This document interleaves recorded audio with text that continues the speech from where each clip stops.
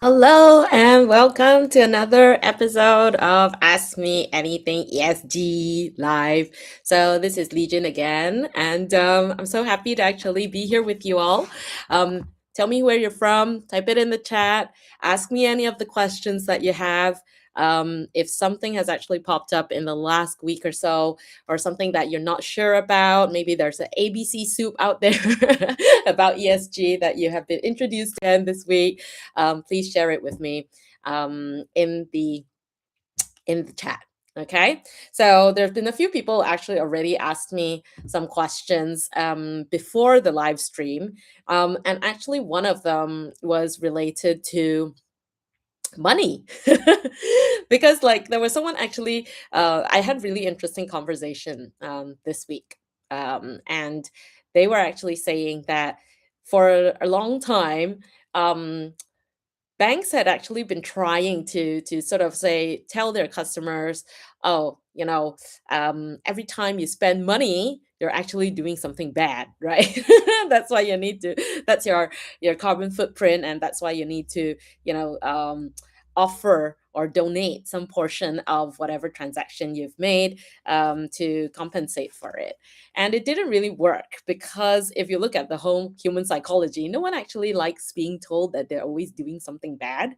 I don't know about you, but definitely me. Imagine if every time I use the toilet and then someone says like, "Oh my god, you polluted the river." I was like, come on, man, I just need to use the toilet.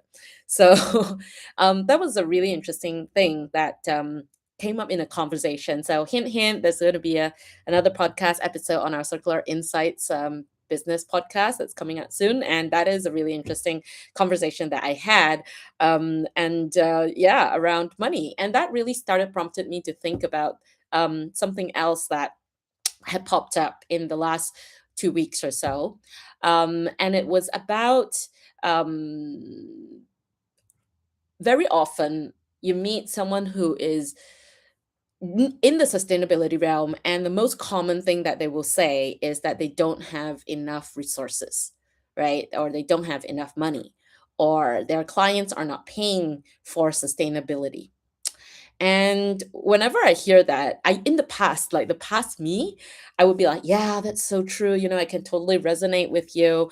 And this is the reason why things aren't moving ahead. But since I've gone on my own sort of personal development journey and understood a lot more about my own money beliefs, I've come to understand that there is a certain money belief in that response when we talk about that. Yeah. And therefore, what you often find is that people who are very passion driven started something in sustainability. A lot of it is still very founder led, meaning that they don't actually spend that much money in building up the systems, in hiring the right people, etc. They actually uh, these founders who are very passion driven are doing a lot of the work themselves, right? And unfortunately, when you don't invest that money into yourself, in building up those systems, in building up that organization that you believe in, then how are you actually expecting people to invest in you? Right. So when it comes to this money belief that I think is sort of plaguing, or something that we often struggle with in the sustainability realm, when we say that, oh, there's not enough resources, there's not enough money there, this is the reason people aren't buying sustainability. I think we have to first come back to that question: what is it that we are actually offering? And if I'm not even willing to invest in myself so that I can continue this cause, or invest in the team that will help me create this cause, then why would anyone else invest in you? Yeah, I really like this particular advertisement that I saw when I was really young. It was about this makeup brand and everything. And one of the tagline is because you're worth it, right? So you would spend because you're worth it.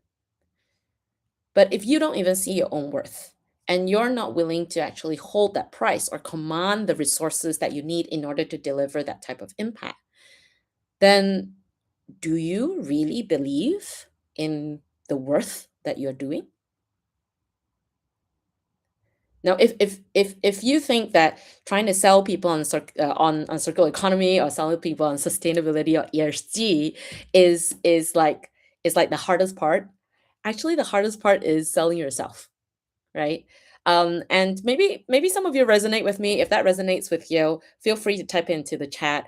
If it doesn't, feel free to challenge me. Don't worry.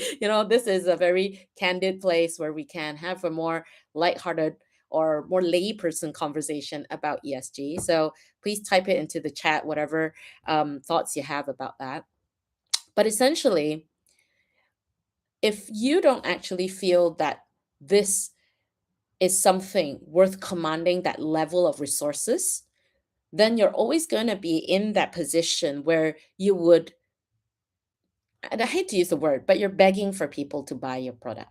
You're begging for people to buy your sustainability agenda, right?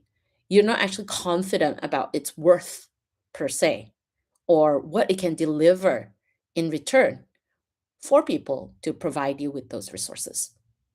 And that may be conscious or unconscious, right? Like most people are very passion driven. They'll be like, "Hey, come on, we're doing this for the greater society. This is for the greater good. We have too much waste. It's creating a lot of problems. I'm trying to solve this." Or the air pollution, or it could be that there is, food that is better nutritious and everything. And very often we get into that mindset that whoever is willing, I will have to take them even if they're not the right fit. So something that really comes out in a lot of ESG conversations when it comes to this point, I like to actually ask those questions, right? Number one, what is it that you actually are delivering to this particular person, to the point that they believe it is worth it for them to part ways with these resources that they've accumulated for themselves? Okay. Like, I mean, truth be told, all of us put in some sort of effort in order to accumulate resources for our use, right? It can be used for our business, it could be used for our own pleasure, it could be to solve a lot of problems that maybe you have in your family. Maybe you have elderly parents that need to be cared about, you have kids that you need to pay for school and things like that, right? Everybody actually has made effort to accumulate certain amount of resources. So if you're going to ask them to part ways with their resources, what's it for? And is it worth it? And even if it is no, if you truly believe that this thing is something that they will need solved, then it's only a matter of time and a matter of becoming problem aware and becoming solution aware before they come back to you. Right? So you're really playing a much longer game when we start looking into ESG per se. Um, of course, you can say that, oh, but I don't have such a long runway. Ah, so then we need to start looking at all these activities that you're actually doing, all these activities where you are using your resources for. Which of them are those that can actually help you bring back some degree of return so that you can sustain yourself now in order for you to then grow that bigger impact. And this is another money belief actually that is quite interesting to I mean, just observing myself, but also observing my peers, talking to so many different business owners in our ecosystem, you have wider community of people that engage with us. And there's a very interesting sort of money belief that's in play there, which is that somehow money is like the bad thing, but it's so necessary, right? And somehow if you make a lot of money, if you become really abundant, if you're like rich, it seems to be like a lot of adjectives that's attached to that is like you're filthy rich. Capitalism is bad, growth is bad. But somebody actually asked me this question before, or may probably raised this quote before. I said, whoever thinks that money is bad probably hasn't had enough money to give it out to people who most need it. And sometimes I really reflect on that because In those moments where you really find someone who has a great solution, or maybe there's a project that is really, really good, and they just need that bit more of resources so that they could go that extra mile, I really wish I was like filthy rich, because then I could use the money to these different places. And therefore, when we start looking into this whole money psychology around it, I think there's a lot to unpack in ESG. Trying to approach it as a charity, trying to approach it as a, the money doesn't need to flow, you just need to save, save, save, also doesn't work, right? Trying to think that, oh, because it is for the greater good, I shouldn't deserve, or no one needs to pay for this, also also actually really doesn't work. And trying to make people feel bad before they pay for it actually also doesn't really work. So what works? Well, in my humble opinion, and this is just my humble opinion, I think we need to feel good about money, because abundance comes to those who are able to receive and who are able to give. And I mean, I'm not just talking about money as in like, okay, the fiat money. Okay, let's maybe use the word wealth, more of that. Yeah. So it's not just like coins and paper money, but this is all the different resources that give you wealth. Okay. Wealth actually really needs to come when we're willing to give and when we are willing to receive. Because just like a river, I was really reflecting on this that day because my husband gave me a news article talking about beavers, right? And he was saying like, this pair of beavers was introduced to this landscape, and what had costed millions of dollars in order to re-architecture this whole river system so that the flooding wouldn't happen again. And it used like 10 months or so, and they still couldn't solve the problem. This pair of beavers, like, I think, solved it in 3 months or so. And something that beavers do really well is that they build dams. But building dams is only part of the solution. Knowing where to build the dams that allow the river to flow and allow the river to slow down in other parts is actually the genius that they have. And when we start looking at that in terms of money, okay, if you look at how dammed up rivers are to create electricity, okay, you can imagine like if you only kept all the money, you made a lot of money and kept a lot of money. You didn't spend it on your team, you didn't spend it on your self improvement, you didn't spend it on investing in better marketing or whatever systems that you need. Okay, whatever. If you looked at how dams are, all the water that is behind the dam actually floods the land behind it. And there's a lot of death in that, right? There's a lot of land that's lost, there's a lot of life that's lost, be it plants, be it animals, insects, etc., that's flooded, right?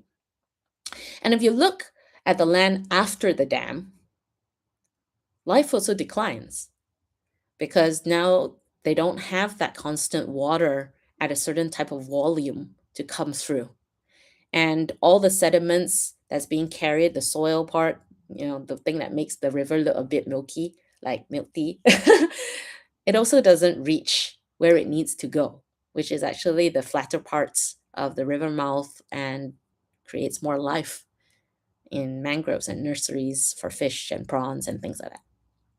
So when we start damming things up, like just hoarding all that or saving a lot, not spending it, then you're actually creating the flood behind that kills off the life, as well as the drought in front of the dam, because money doesn't actually flow out.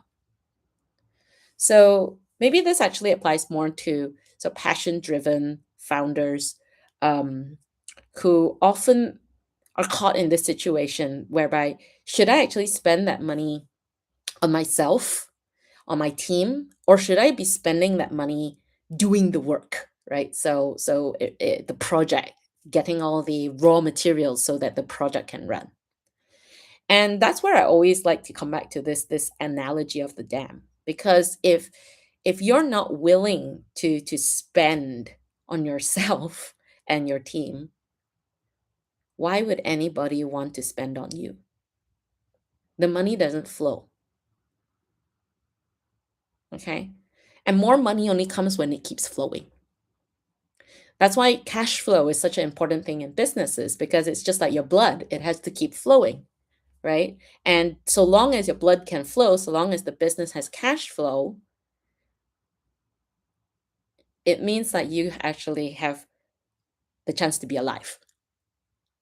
But when you start holding back a lot of things, say, okay, I can't afford to have a VA, virtual assistant. I can't afford to seek the right um, training or coaching so that we can pursue ESG in the right way.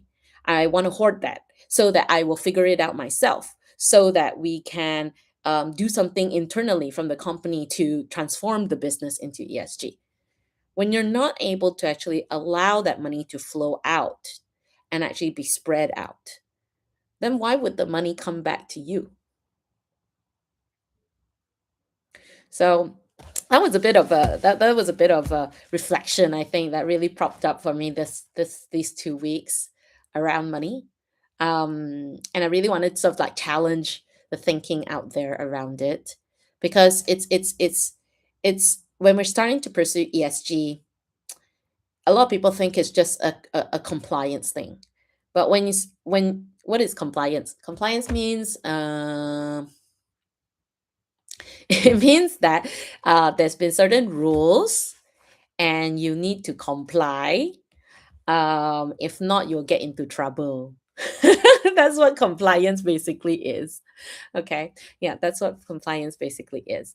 But if you only approach ESG as a compliance perspective, where you're just trying to not get into trouble, it doesn't attract money either. And it will just keep sucking more and more resources from your business, from your organization, until you actually figure out, hey, how do I actually deliver more value by acting on these ESG priorities, not only to ourselves, but also to our clients, right? So that's something that I thought it'd be interesting to raise in today's life. Um, it's okay to actually say, okay, I want to grow more. I want the impact to grow more. I want more people to buy into the idea. But therefore, we really need to be asking ourselves, how badly do we really want that? Because if we really, really wanted that, then you wouldn't want it to be limited by yourself. So I think when we start looking into, how a lot of people say, oh, we'll wait for government to take action. Where, truth be told, after being sat on the side of the government, listening to all the stakeholders say, government should do this, government should do that, government should do, do, do, do, do. You start realizing that it's a pretty tough job as well, to actually because very often we're already part of a bigger system. And the Chinese saying, 身不由己, it literally translates to body is not controlled by self. And when we start going into those situations where we feel that body is not controlled by self, then you're essentially disempowered from taking action, right? Because it's somebody else's problem. Somebody else needs to make a decision. Somebody else needs to bring the resources. Somebody else needs to change. And that's where I think there is a disconnect when we start looking at sustainability, or ESG. Because if it's always somebody else that needs to do something about it, then we're always waiting. We're always waiting for somebody else to do something about it.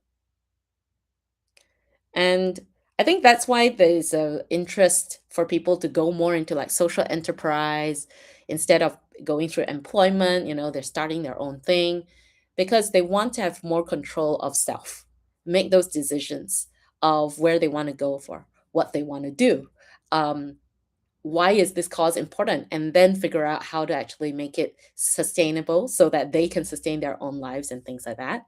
So you're seeing more entrepreneurs sort of pop up, especially going for this sustainability realm.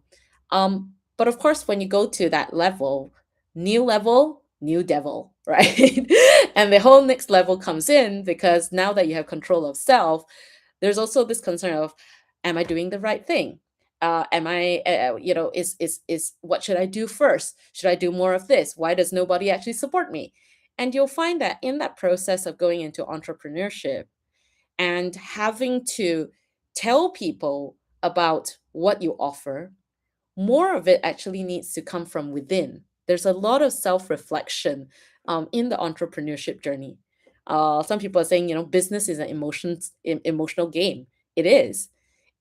How deep you grow is how deep your business can grow. So that's why, as founders, as entrepreneurs, or even if you're still in your career, right, as an employee, how far you grow is really dependent on how much you invest in yourself to grow. And it's the same with the impact in sustainability that you can have.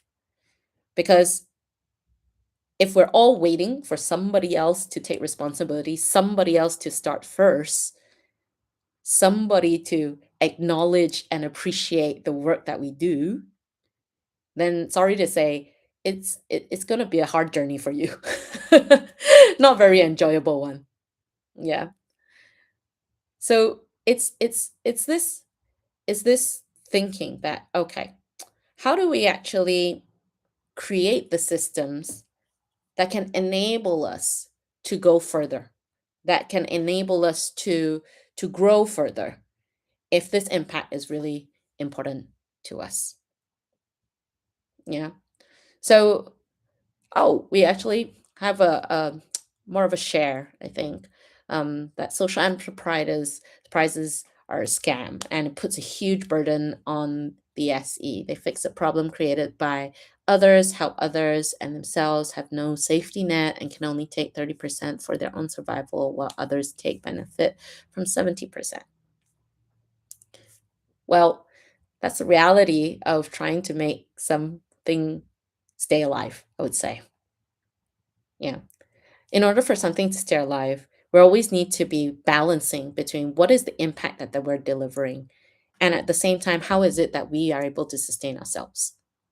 Now, I think social enterprises start off with a lot of founders that are very passion driven, and those passion driven individuals need to have some degree of structure and systems so that they can actually grow the impact that they envision. If they're always only involved in the operations, and they cannot protect their time to actually strategize their growth further, or how to attract the right people to them, then it's only a matter of time that these passion driven founders will become burnt out and leave the game.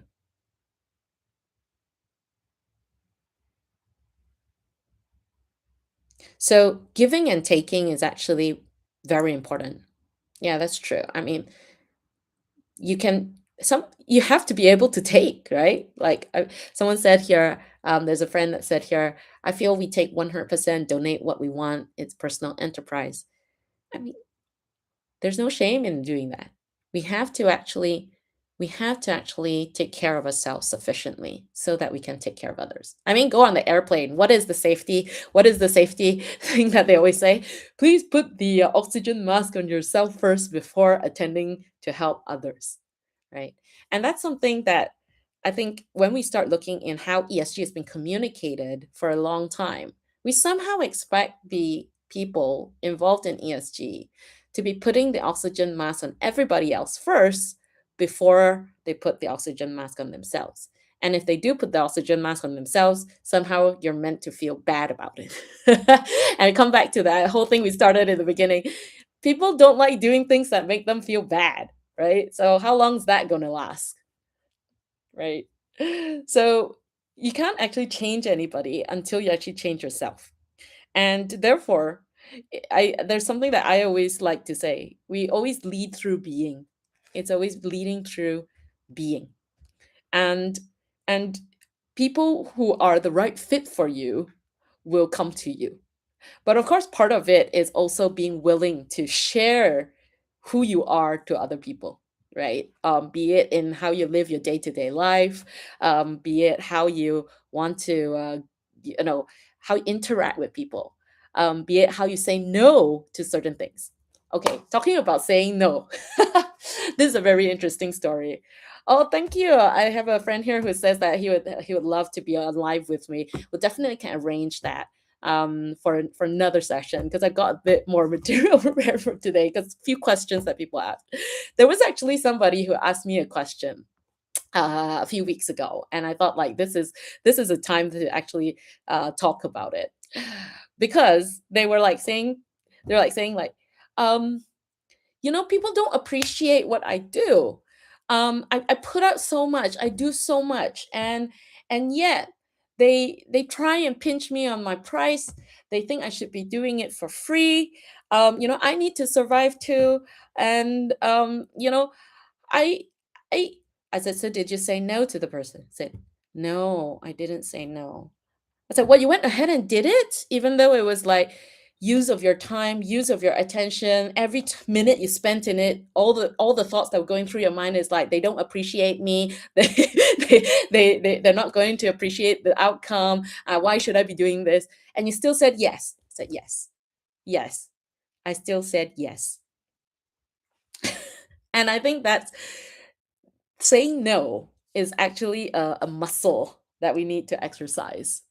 Because if we keep saying yes to the people who actually are not our right fit, then how do we actually have capacity? Like, how do we even have free space, free mind space to actually deal with the people who are our right fit, who we, every minute that we spend with them, we actually feel like, wow, I feel energized. I feel like it's pouring energy into me and I just want to keep going. I just want to keep doing what I love. And even if I needed to, get paid a little bit less, the amount of energy that comes in to drive me to do more of what I love to do, you have to protect that, right? And you can't protect that if you say yes to every person. Because when you're in that mode of saying yes to everyone, and maybe you can reflect a little bit on this. Observe yourself. Is it because you're actually just fearful that you won't need meet somebody else who's interested in what you're doing? And you take every Tom, Dick, and Harry who comes along and says they want to do something with you. Oh, I love this. Someone actually said how to find the right fit, be a magnet. That is so true. Because when it comes to ESG, right, everyone's like, oh, we need to put this out there. We need to convince people. We need to convince people that this is the right thing to do. um, and more often than not, people actually don't really people don't really actually care, right? Because they're not your right fit. And as magnets are, it's not just about attracting the right people, it's also about repelling those that don't fit you. Yeah. So there was this, I think, course that I was attending at some point, and they were talking about marketing. And I really, really liked something that the trainer said. It was like marketing, marketing is like all it basically does is help you attract the people you want and repel all the people that you don't want, right? But the problem is, most of the time, when we are going in to talk about ESG, we have no idea who are the people that we want and the people that we don't want. So we just take anybody that comes along. And then you get into the project, and then you realize, actually, this project does nothing for me apart from drain my energy. So this is a very useful exercise, okay? Really useful exercise if you're pursuing ESG. write down the 5 core values of people who absolutely are your right fit. And it doesn't matter if you're looking at it, you can apply this as an employee, or you could look at it as, the team that you work with. It could be the clients that you want. It could be even the leadership that you're working with, or your partners, or your collaborators, etc. Okay, you can do the same exercise. What are the 5 core values that they have that would fill you with a lot of energy? Right? And what are the 5 core values of the people that completely do not fit with you and just drain your energy? Now, I'm going to give you a story to tell you why this is so important. Now, I think it was earlier in the year, right? I actually met somebody who was like technically really strong. They had a really strong technical background in ESG. There was a lot of synergies. We gelled in terms of the vision that we want to achieve. We even gelled on the approach, like how we would want to go to achieve that. And I was like so excited by this. And, it's like, it's not common that you will meet somebody that just like clicks with you and be able to like go for it. So I actually was cooking one day. It was dinner time. And then my WhatsApp just keeps going ding, ding, ding, ding, ding, ding, ding.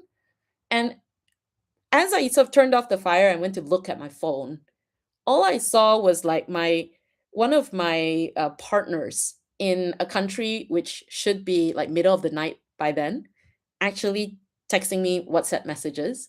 But when I opened it, every WhatsApp message was deleted message, deleted message, deleted message. So it really made me like wonder, like, wow, what's happening? And then finally I saw the message and it said, just letting you know that the person you introduced to us for that event wants the raw file for it. And they're going to put it on their own channel. We were going to monetize it later, but it's not possible now. And in that instant, I was completely shocked. I was like, what should I do? Should I, call this person and say, "Hey, we don't behave like that in our community." If the organizers, the one that has recorded it, and they have every right to distribute it, because that's what we agreed on at the beginning. That's what they told us when we were doing the sync up call, right? And if you disagreed and you wanted it to be on your own channel, this should have been a discussion we brought up way earlier. Not now, when the event's done and the recording is done and they're ready to distribute it, and then you want to claim intellectual property rights over it. So, and I'd already taken another step forward to do another activity with this person. Should I delete that whole episode that we recorded? Or should I convince this partner that no, it's okay, it's just one time? And in that moment, I came back to my core values, and it became crystal clear why the right fit is so important. Because in that moment that I introduced this person to my partner without checking if they were the perfect fit for us in terms of values and everything, I exposed my partner to being vulnerable. Right? They actually were going to monetize on it. And because I introduced somebody else who now doesn't believe that they alone should, they have a right to take the intellectual property rights, I exposed my community, people who trusted me to deliver a certain quality of not just content, but a certain quality of relationship, right? I exposed them to that. And that's when I decided. I reached out to the person and said, this is not the way that our community behaves.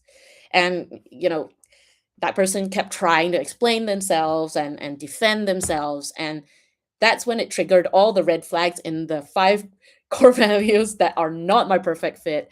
And I was like, that's it. And I was like, that's it. Sorry, I appreciate that you have great technical strength. I appreciate the solution that you can bring to the world. I appreciate that we even have common vision and approach of, how it should be done. But this is not the way that we behave with each other in my community. And I said no to this person. I deleted whatever initial work that we did together because I was like, the relationship, the trust is actually more important. And if we can't agree on that, I don't care how much technical strength you bring to me, how much money you can pour into this project. It just drains my energy thinking that I need to work with you further. And that's why in ESG, and that's why when we're looking about ESG, you actually have to realize that it's not so much about just chasing people. It's actually attracting the right people and repelling the wrong people. Yeah, there was a friend here who actually said, if one feels exhausted after a conversation or a session, then the core values aren't aligned. Yeah, so true. So true. Imagine you had to continue working with these people or servicing this client for the next 6 months, and then every time you go to a client meeting, you're like, oh my God, I wish this would end. Where will you actually have that capacity to really serve those who are waiting to be served at the highest level that you can deliver? You can't. You can't. So that's why when we really look at ESG, okay, if you're running a business and you're thinking of transforming into ESG, we always say, please, please look at what is that impact that you have on this world. And what is the impact that ESG is having on you before you jump in? Before you say, I'm going to hire this new person, I'm going to buy this new data software platform thingy, or before I go for some certification program, really ask yourself, why would you want to do this? Because everything takes effort. And cherry picking, which basically stands for picking the ones that are convenient for you to do, and then trying to sell it as the image that you have that, oh, we're doing we're in ESG, we're doing the right thing, unfortunately will bring you into a situation where you'll be called out for greenwashing, which basically means that you are saying you're doing more good stuff than you actually are doing. And that's why that sort of alignment to what is your right fit is so important. The team that you have that would deliver this transformation for you, it needs to be a right fit. There was a founder I was talking to that day, and she was saying, I really believe that our climate solution is global. I was like, that is so true. I have looked at the technical solution that you are putting forward. I completely agree. This is something that is global. Every country in this world needs that solution, and and you should be out there. And then she was like, yeah, I know. I need to convince my team for us to go global. And I was like, wait, wait, wait, wait, wait. You need to convince your team? I thought it was your team that convinced you that you need to go global. It's like, no, I need to convince the team. I need to tell them that we should be going global. And I sort of straight off just asked the founder, like, do you think this is the right team that can bring you to be global?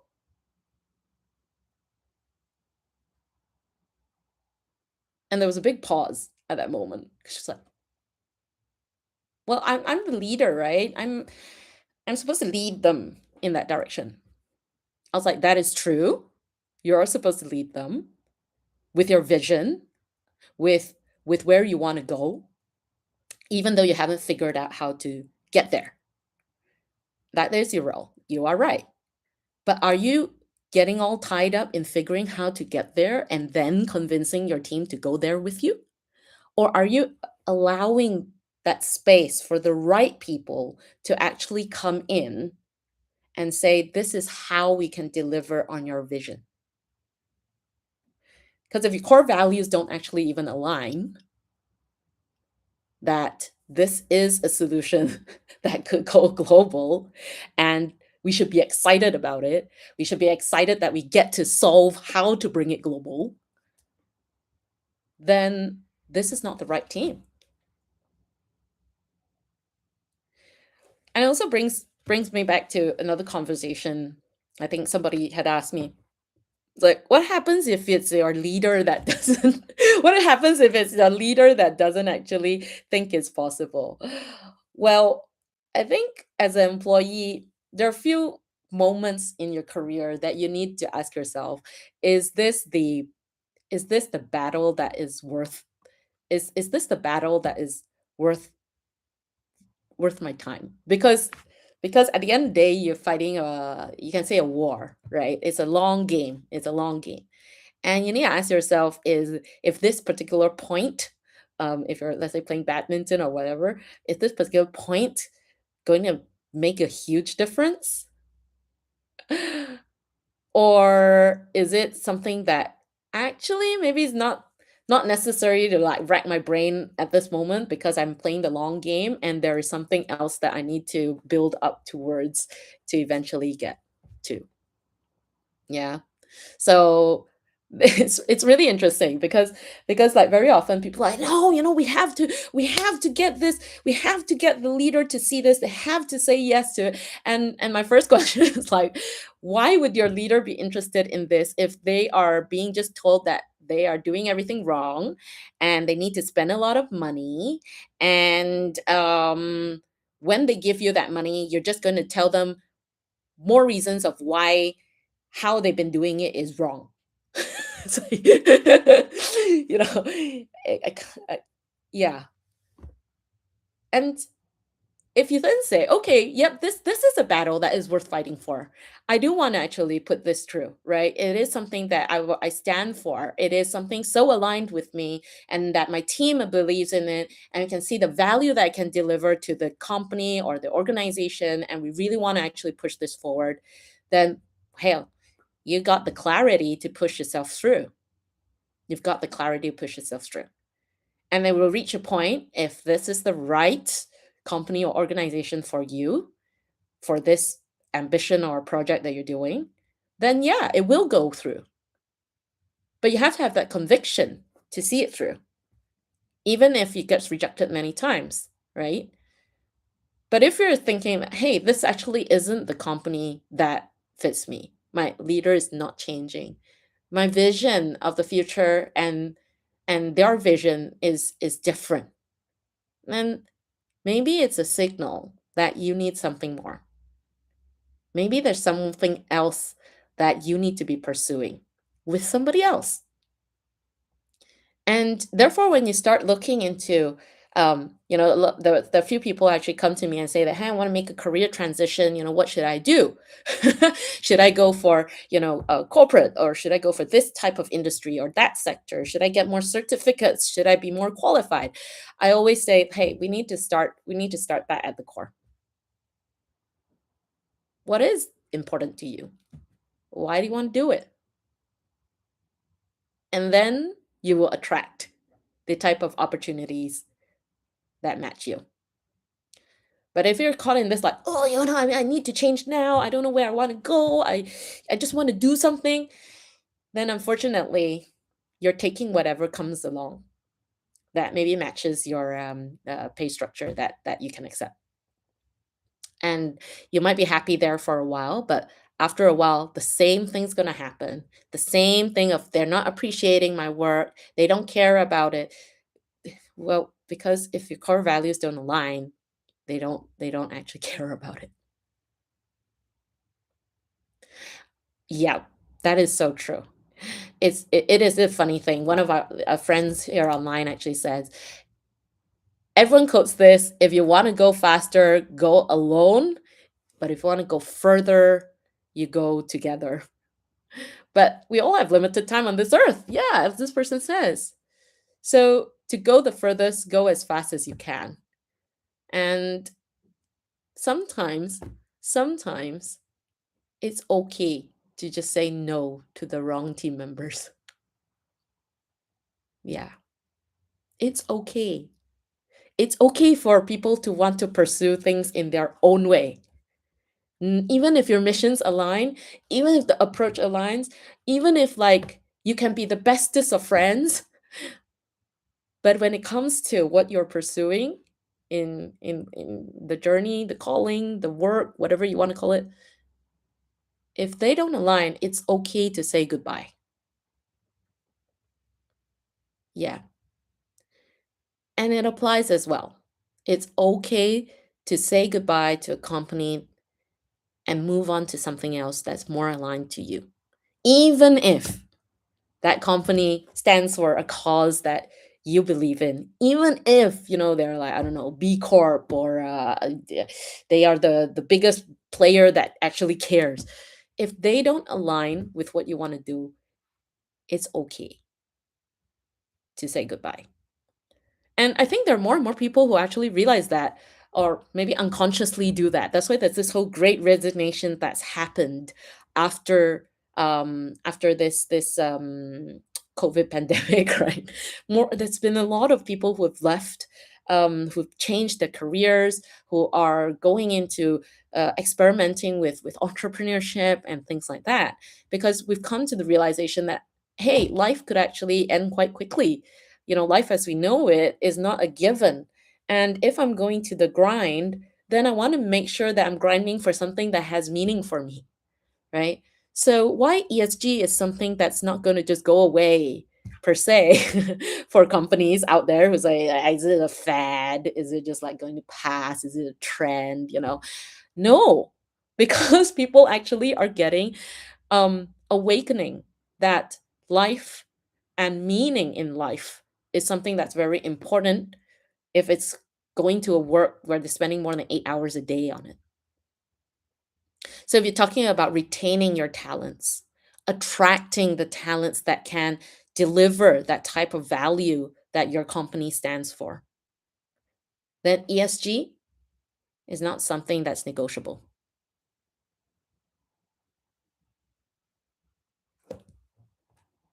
So that, I think, brings me to talk about when we look into getting ready for ESG. Okay? When you talk about getting ready for ESG, there's actually two layers that you need to actually consider, right? There is the layer of personal strength, and then there's also the layer of company strength.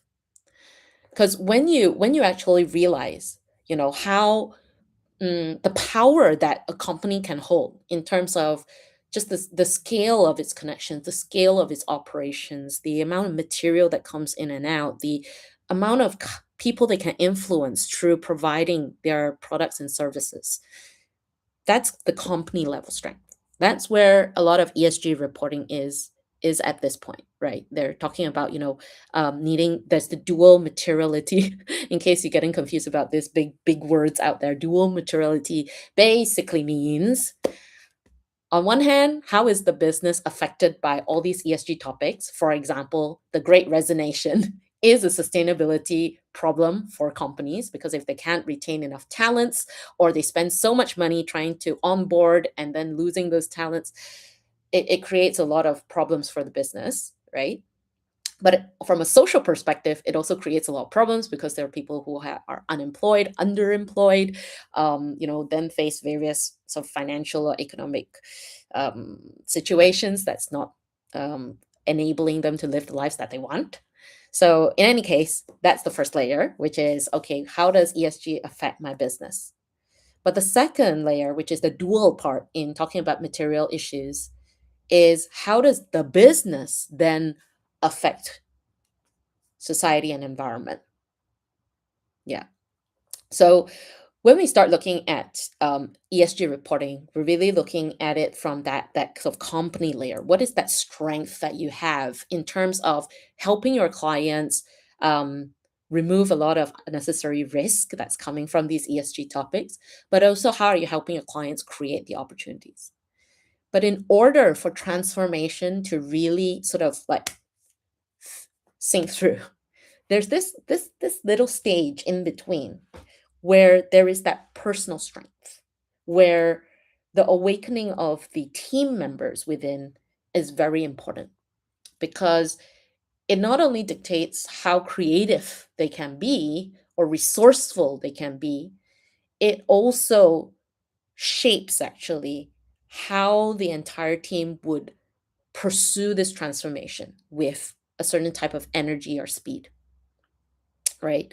So that's why in the C-based ESG Ready certification program, we don't just do knowledge transfer because we realize that very often people may know a lot of stuff, but they don't act on those stuff, right? They have beautiful strategies that's drawn out by their leader, or they themselves drawn out the strategy. But then when they're trying to convince other people in the organization to do it, they find it's extremely difficult, because the human part of it, the personal level part of it, hasn't actually been aligned. The core values haven't actually been aligned. What people care about, may be very different, but if you have the same core values, you can still find that entry point to have that conversation with them. So in our ESG Ready certification program, we actually work in coaching and mentoring as well as training. Yeah, because when you transfer knowledge, there needs to be, okay, so what? Yeah, what to do with it? Yeah, what to do with this knowledge? And that's actually a very, very, very frustrating part of being a very good student, is because you pass all the exams, you got all the certificates, you got all the knowledge, but then you're like, oh my gosh, I don't know what to do with it. And I think that's also what's happening with our entire education system at this point, which is like, are we actually just educating people to execute? And that is where AI is doing an amazing job by executing instructions perfectly. Or even though if they have some hallucinations, they can do it so quick, you can pick it up and change it. Or are we actually educating people to do something with the knowledge that they have attained? Right? So the action taking part of it is very important.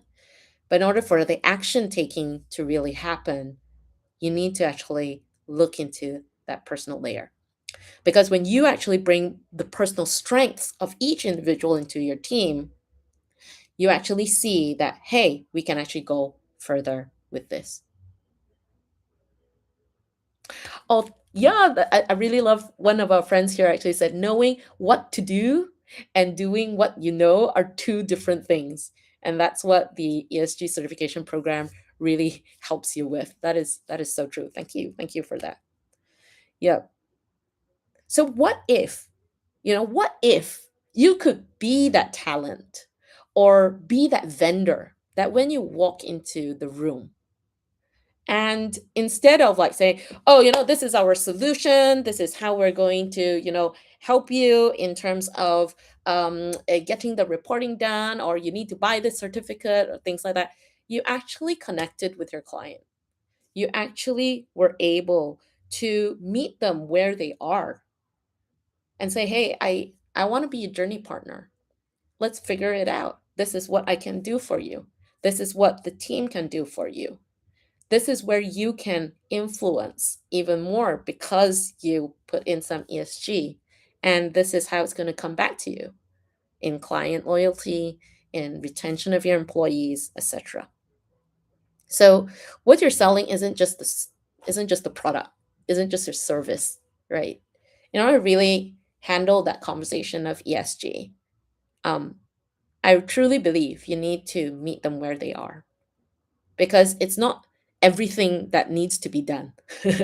Like there's some people like, okay, we're going for ESG. We're going to measure this, measure that, measure all of this. We're going to do something in society. We're going to do something in the environment. We're going to do something in supply chain. We're going to redesign the product. And we have to sort all of this out before we're ready to do anything in ESG.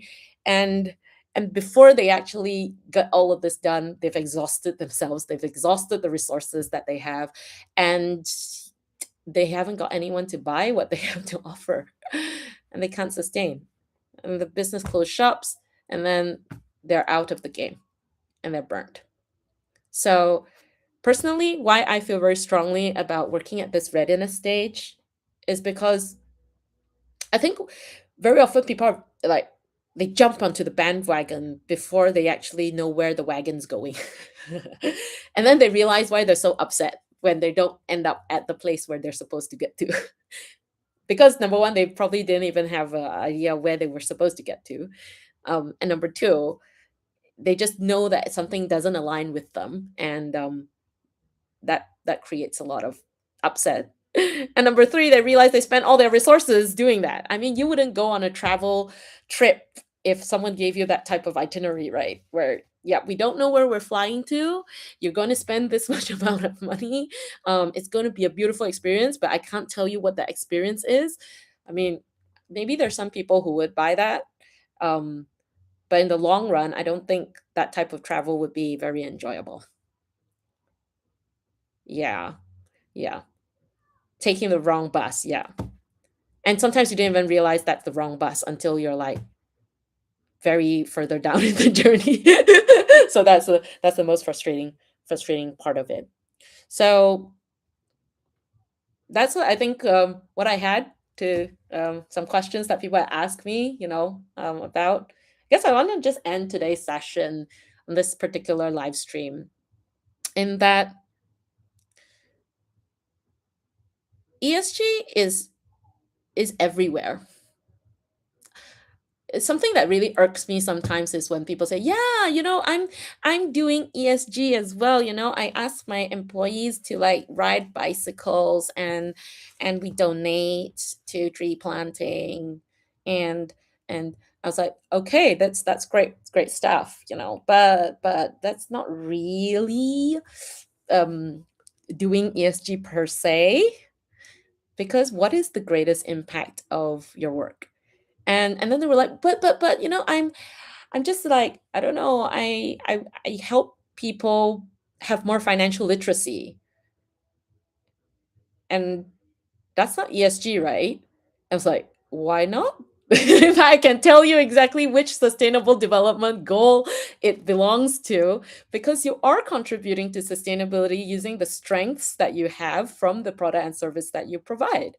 And if you ask me what is the SDG goal that they would contribute to, I would say that they contribute to SDG 1, which is in terms of no poverty, because when people have better financial literacy, they know what to do with their income when they actually get their income, and not get their family or themselves into a lot of problems financially. It also contributes to gender equality, which is like SDG number 5, because believe it or not, financial literacy seems to be kept among certain groups of people whose families have always valued it, right? And the rest of the people always realize, like, why am I always, caught in, like, a I'm chasing my, I'm chasing my not income, sorry to say, my salary. I'm waiting for the salary to come in, and I'm always chasing all the bills. Why does it never end? I'm middle class already. Why does it still never end? So, it's very much involved in inequality in society as well. So if you're dealing with financial literacy, hey, you're playing a big role in sustainability. And also, it works with even, oh, someone said SDG 8 as well. I was exactly going to say that, because SDG 8 on economic development, if the society had more people who knew how to use their money better in the right way, and then investing it into something that could grow more positive impact through the economy, it's, it just changes, right? So there's so many different ways that you could be contributing to sustainability. And if you're not sure how you could bring your strengths to it, or whether or not it's ESG, join me on another live session and we can work through it. You can ask me the questions like, hey, I do this. Do I do anything in ESG? And I probably will say, yes, this is how you do it. Yeah, we can definitely work with that together, because ESG is not separated from our day-to-day life. You can watch our recording of the last live, and you can see, like, I gave an example of, like, watching Korean drama or Chinese drama. There's these typical, very important scenes where turning points will happen, and yeah, these are all ESG topics. Like it or not, it's part of our daily life. It's not something that is far, far away. Um, yeah, exactly. Instead of just doing tree planting, why not, if you're in the financial sector, why not do financial literacy? Help those people make better use of the finances that they have. Um, yeah. I'll give you another example also. Okay. Someone said, I am only doing art. Am I involved in ESG? I was like, oh, if you are doing art, and if your art is helping to connect people back to themselves, connecting themselves back to Mother Earth, I think you're involved with ESG. Art has a very powerful way of moving people, of helping people reflect on their relationship with this world, and helping people to question what they see as reality. Is it actually reality? And art also has this ability to really showcase beauty in this world, even though you might be surrounded by crap, to still see that beauty in the world. Art is powerful, and it can be used to deliver ESG outcomes. So really, if you have been wondering, like, am I involved with ESG? You're not sure, you want to do something more for this world, for yourself, for your family, for your kids, for, I don't know, other people that you care about, for animals that you care about, for trees that you care about, don't try and figure it out on your own. Come talk. Let's talk. Yeah. Um, and with that, I'll say thank you for spending this hour with me on the live stream. Um, if you have any questions, feel free to write to me, DM. You can DM me on Facebook or LinkedIn. You can also let me know through the calls or whatever interactions we may have. And I'll see you again next time. Take care. Bye.